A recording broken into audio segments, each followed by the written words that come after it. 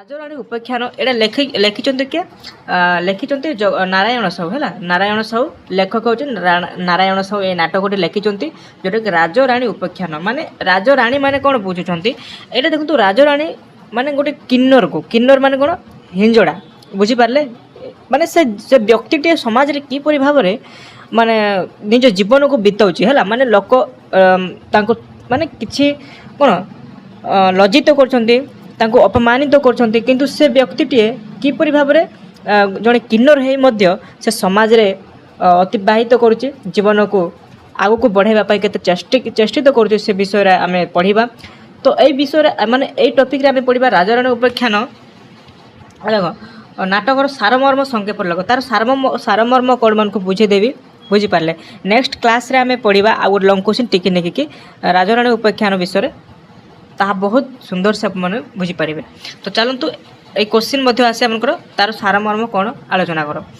ତ ଓଡ଼ିଆ ନାଟ୍ୟ ସାହିତ୍ୟ ଜଗତରେ ନାରାୟଣ ସାହୁ ଜଣେ ପ୍ରତିଭାଶାଳୀ ନାଟ୍ୟକାର ଭାବେ ପରିଚିତ ହେଲା।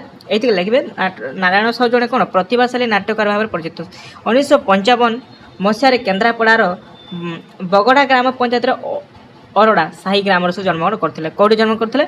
1955 ମସିହାରେ କେନ୍ଦ୍ରାପଡ଼ା ଜିଲ୍ଲାର ହେଲା, କେନ୍ଦ୍ରାପଡ଼ା ଜିଲ୍ଲାର ବଗଡ଼ା ଗ୍ରାମ ପଞ୍ଚାୟତରେ ବା ଗ୍ରାମ ପଞ୍ଚାୟତର ଅରଡ଼ା ଗ୍ରାମରେ, କେଉଁ ଗ୍ରାମ? ଅରଡ଼ା ଗ୍ରାମରେ ସେ ଜନ୍ମଗ୍ରହଣ କରୁଥିଲେ। ମନେ ରଖିବେ, ଅରଡ଼ା ଗ୍ରାମରେ। ତ ସେ ଥିଲେ ଜଣେ ସଫଳ, ଏଇଟା କମ୍ ଅଛି 5 ମାର୍କର। ସେ ଥିଲେ ଜଣେ ସଫଳ ନାଟ୍ୟକାର ଏବଂ ଚିତ୍ର ନାଟ୍ୟକାର ଓ ନାଟ୍ୟ ସମାଲୋଚକ। ସେ କ'ଣ ଥିଲେ? ଜଣେ ନାଟ୍ୟକାର ଥିଲେ, ଚିତ୍ର ନାଟ୍ୟକାର ମଧ୍ୟ ଥିଲେ ଏବଂ ନାଟ୍ୟ ସମାଲୋଚକ ମଧ୍ୟ ଥିଲେ। ତାଙ୍କ ରଚିତ ନାଟକ ଗୁଡ଼ିକ ହେଉଛି, ମନେ ରଖିବେ ହେଲା, କ'ଣ ସେ ନାଟକ ଲେଖିଛନ୍ତି? ଆଶ୍ରା ଖୋଜୁ ବୁଲୁଥିବା ଈଶ୍ୱର। ଆଶ୍ରା ଖୋଜୁଥିବା ବୁଲୁଥିବା ଈଶ୍ୱର ସେ ଲେଖିଛନ୍ତି କାହାଣୀ ହେଲା। ସବାଶେଷ ଲୋକର ଉପାସନା ସେ ଲେଖିଛନ୍ତି। ସୁବର୍ଣ୍ଣ ସକାଳ ସେ ଲେଖିଛନ୍ତି ନାଟକ। ପୁଣି ସେ ପୁନଶ୍ଚ ସଂଗ୍ରାମ ନାଟକ ଲେଖିଛନ୍ତି। ଅଧା ଦେଖା ସ୍ୱପ୍ନ ନାଟକ ମଧ୍ୟ ଲେଖିଛନ୍ତି ହେଲା। ଏ ନାଟକ ଗୁଡ଼ିକ ଲେଖିଦେବେ, କ୍ୱେଶ୍ଚିନ୍ ଆସେ। ନାରାୟଣ ସାହୁଙ୍କ 2ଟି ନାଟକ ଆଲୋଚନା ବାଲେ ନାଟକ ଲେଖ, 2ଟି ନାଟକ ଲେଖ। ତ ଆପଣମାନେ କ୍ୱେଶ୍ଚିନ୍କୁ ମନେ ରଖିବେ, ନାଟକ 2ଟି 3ଟି ଅଧିକ ମନେ ରଖିବାକୁ ଚେଷ୍ଟା କରିବେ। ନେକ୍ସଟ କିନ୍ତୁ ମୁକ ନାଟକ ଲେଖିଛନ୍ତି। ଏକାନ୍ତ ଅନୁଭବ ନାଟକ ଲେଖିଛନ୍ତି। ନିଆରା ନାଟକ ଲେଖିଛନ୍ତି। ଠିକ୍, ହଁ ଦେଖ ଆଉ କ'ଣ ନିଆରା ନାଟକ ଗଲା, ରାଜରାଣୀ ଉପାଖ୍ୟାନ ଇତ୍ୟାଦି ସେ ନାଟକ ଲେଖିଛନ୍ତି। ତ ଆଉ ମାନେ ମିନିମମ୍ 3-4ଟା ନାଟକ ନିହାତି ମନେ ରଖିବାକୁ ଚେଷ୍ଟା କରିବେ। ତ ତାଙ୍କର ନାଟକ ଗୁଡ଼ିକ। ତ ପରବର୍ତ୍ତୀ ଦେଖନ୍ତୁ, ରାଜରାଣୀ ଉପାଖ୍ୟାନ ନାଟକଟି ଜଣେ କିନ୍ନର ଜୀବନର ସଂଘର୍ଷକୁ ନେଇ ଗଠିତ। ମୁଁ କହୁଥିଲି କିନ୍ନର ମାନେ କ'ଣ?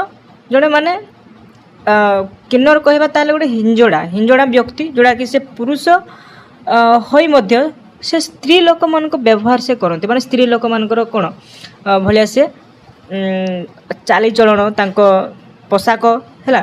ମନେକର ଜଣେ କିନ୍ନର, ଜଣେ ହିଞ୍ଜଡ଼ା ବ୍ୟକ୍ତିଟିଏ ମାନେ କିଭଳି ଭାବରେ କିନ୍ନରର ଜୀବନକୁ ବା ସେ ସଂଘର୍ଷ କରିକି ଆଗକୁ ଚାଲୁଛି, ସେ ସମାଜରେ କିଭଳି ଭାବରେ ସେମାନେ ମାନେ ଲୋକ ବହୁତ ତାଙ୍କୁ ମାନେ ନିର୍ଯାତନ କରିବେ, କିନ୍ତୁ ସେ ସହିକି କିଭଳି ଭାବରେ ଆଗକୁ ବଢ଼ୁଛି ସେ ବିଷୟରେ ଆମେ ମାନେ ବୁଝିପାରିଲେ। ତ କିନ୍ନର ମାନେ ଆମେ ବୁଝିପାରିଲେ ହିଞ୍ଜଡ଼ା, ଯେଉଁଟାକି ଆମେ ଯଦି ସାଧାରଣ ଅର୍ଥରେ କହିବା ତାହେଲେ ଯେଉଁମାନେ ରଙ୍ଗ, ବୁଝିପାରିଲେ, ରଙ୍ଗ ଯେଉଁମାନେ ଟ୍ରେନରେ ରୁହନ୍ତି, ଟ୍ରେନରେ ଆପଣ ଜାଣିପାରିଥିବେ, ଟ୍ରେନରେ ଯେଉଁମାନେ ମାନେ ତାଲି ମାରିକି ପଇସା ମାଗନ୍ତି। ତ ସିଧାସଳଖ ଭାବରେ ଆପଣଙ୍କୁ ମୁଁ ବୁଝେଇବାକୁ ଚେଷ୍ଟା କରୁଛି। ତ ରଙ୍ଗ ହେଲା ଆପଣ ବୁଝିପାରିଲେ ଏମାନଙ୍କ ବିଷୟବସ୍ତୁକୁ ବା ଏମାନଙ୍କର କଥାକୁ ନେଇକି ଏଇ ଯେଉଁ ରାଜାରାଣୀ ଉପାଖ୍ୟାନ ବିଷୟବସ୍ତୁ ଆଲୋଚନା କରାଯାଇଛି। ତ ଚାଲନ୍ତୁ ବୁଝିବା। ତ ଏଇଟା କୁହାଗଲା କ'ଣ? ତ ରାଜାରାଣୀ ଉପାଖ୍ୟାନ ନାଟକଟି ଜଣେ କିନ୍ନର ଜୀବନର ସଂଘର୍ଷକୁ ନେଇ ଗଠିତ। ବୁଝିପାରିଲେ? ଚାଲ ବୁଝିବା। ଏଠି ଦେଖନ୍ତୁ, ଋତୁରାଜ ହୋଇ ଜନ୍ମ ହୋଇଥିଲେ ମଧ୍ୟ ତା ଭିତରେ ଜଣେ କିନ୍ନର ସ୍ୱଭାବ ବିକଶିତ ହୋଇଥିଲା ହେଲା। ତ ସେ ହୋଇଥିଲା ଋତୁରାଣୀ। ତ କ'ଣ ହୋଇଥିଲା ନା ଋତୁରାଜ ହୋଇ ଜନ୍ମ ନେଇଥିଲେ ମଧ୍ୟ ତା ଭିତରେ କ'ଣ ଅଛି? କିନ୍ନର ସ୍ୱଭାବ, ମାନେ ଜଣେ ହିଞ୍ଜଡ଼ାର ସ୍ୱଭାବ ବିକଶିତ ତା ଭିତରେ ରହିଛି। ସେ ହୋଇଥିଲା ଋତୁରାଣୀ। ସେ ଋତୁରାଜ ନୁହେଁ, ସେ ହୋଇଥିଲା କ'ଣ? ଋତୁରାଣୀ ବୋଲି କୁହାଯାଏ। এই রূঢ়িবাদী সমাজ ব্যবস্থা তার সম্মান ও স্বাধীনতাকে ক্ষুণ্ণ କରିଦେଇଛି। ସେ ହୋଇଛି ଅବହେଳିତ ଋତୁରାଣୀ ହେଲା। ଅବହେଳିତ ଋତୁରାଣୀ ହେବା ପରେ ପିତାଙ୍କର ଆଶ୍ରୟ ତାଙ୍କୁ ମିଳିନାହିଁ। ତ ସମାଜର ନିର୍ଯାତନା ଅପମାନ ପାଇଁ ଗୋଟିଏ ସଂଘର୍ଷପୂର୍ଣ୍ଣ ଜୀବନ ସେ ଅତିବାହିତ କରିଛି।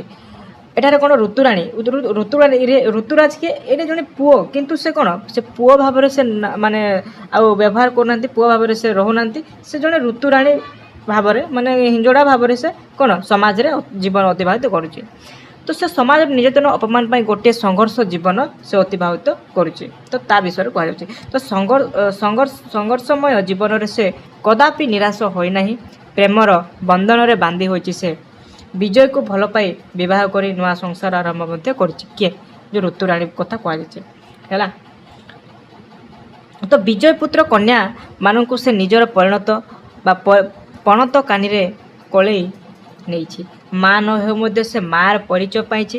ପରିବାରର ଦାୟିତ୍ୱକୁ ସେ ଯତ୍ନର ସହିତ ତୁଳାଇଛି। ସେଥିପାଇଁ ମଧ୍ୟ ତାକୁ ନାନାଘାତ ପ୍ରତିଘାତ ସମ୍ମୁଖୀନ ହେବାକୁ ପଡ଼ିଛି। ତ ଅସୁବିଧାର ସମ୍ମୁଖୀନ ହୋଇ ମଧ୍ୟ ସେ ଆଗକୁ ପାଦ ବଢ଼ି ଚାଲିଛି ହେଲା।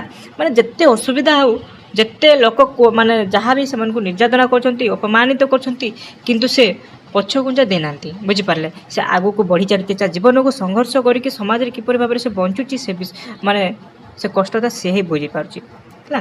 ମଧ୍ୟ ଆଗକୁ ପାଦ ବଢ଼େଇ ଚାଲିଛି। ତ ଉଜୁଡ଼ି ଯାଇଥିବା ସଂସାରକୁ ସେ ପୁଣି ଥରେ ସଜାଡ଼ି ଦେଇଛି। କର୍ଣ୍ଣେଲ ନବୀନ ପଟ୍ଟନାୟକ ନିଜ ସନ୍ତାନ କିନ୍ନର ହେବା ଘଟଣାକୁ ସହଜରେ ଗ୍ରହଣ କରିପାରିନାହାନ୍ତି। ଏଠାରେ ତାଙ୍କ ବାପା କିଏ? ଯେଉଁ କିନ୍ନରର ବାପା ନବୀନ ପଟ୍ଟନାୟକ ହେଲା, ଯେଉଁ ମାନେ ଋତୁରାଣୀଙ୍କ ବାପା ଯେଉଁଟା କୁହାଯାଉଛି ଋତୁରାଜ, ପୁଅ ହୋଇକି ମଧ୍ୟ କ'ଣ ଝିଅ ଭଳିଆ ବ୍ୟବହାର କରୁଛି। ତାଙ୍କ ବାପା କ'ଣ ନବୀନ ପଟ୍ଟନାୟକ, ସିଏ ମଧ୍ୟ ମାନେ ନିଜ ପୁତ୍ର ବା କିନ୍ନର ହେବା ଘଟଣାକୁ ଶୁଣି ମାନେ ଯେଉଁ ବ୍ୟବସ୍ଥା କରିବା ସେ କଥା ଶୁଣି ସେ ମଧ୍ୟ ଗ୍ରହଣ କରି ପାରୁନାହାନ୍ତି। ସେ ଋତୁରାଣୀକୁ ହିଞ୍ଜଡ଼ା ମାଇଚିଆ କହି ଅପମାନିତ କରୁଛି।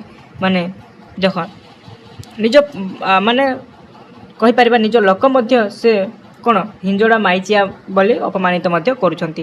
ତଥାପି ଋତୁରାଣୀ ଧୈର୍ଯ୍ୟହରା ହୋଇନାହିଁ।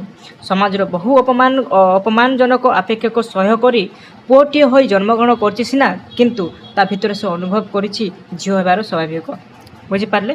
ମାନେ ସେ ପୁଅ ହୋଇକି ଜନ୍ମ ହୋଇଛି, କିନ୍ତୁ ସେ କ'ଣ ମାନେ ସମାଜର ବହୁ ଅପମାନିତ ଆପେକ୍ଷ ସହ୍ୟ କରିପାରୁଛି, କିନ୍ତୁ ସେ ପୁଅ ହୋଇ ଜନ୍ମଗ୍ରହଣ କରିଛି ସିନା, କିନ୍ତୁ ତା ଭିତରେ ସେ ଅନୁଭବ କରୁଛି ଝିଅ ହେବାର ସ୍ୱାଭାବିକ।